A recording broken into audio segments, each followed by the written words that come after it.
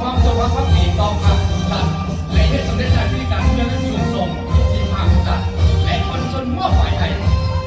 ก่อนกำลังตำรวจจราจรเพศหญิงกำลังตำรวจจราจรเพศหญิงเป็นเราอีสานคอหนึ่งของกำลังป้องกันความสงบมีภาระบ้างว่าหน้าที่ปกป้องรักษาความสงบจัดสรรพบเป็นระเบียบเรียบร้อยระบายการสัญจรและแก้ไขอุบัติเหตุตามท้องถนนเปิดทางหนักใจป้องกันให้แก่ขบวนผู้แห่ผู้นักขัดขืนประมุขหลักแขกภายในและต่างประเทศที่มาเยี่ยมยามเยียบเข้าร่วมบรรดาโรงประชุมตลอดรอดประชาชนที่เคลื่อนไหวสัญจรมาตามท้องถนนได้สะดวกลงเรียนและรับประกันความปลอดภัยก่อนการป้องกันสงครามกำลังตำรวจป้องกันสงครามเป็นระบบวิสาสะหนึ่งที่นอนในระบบการจัดตั้งกองกำลังป้องกันความสงบที่ทางการสั่งตั้งขึ้นในวันที่11 ธันวาคม ปี 1961โดยเขตที่มั่นคงของพันมีพลังบทบาทเป็น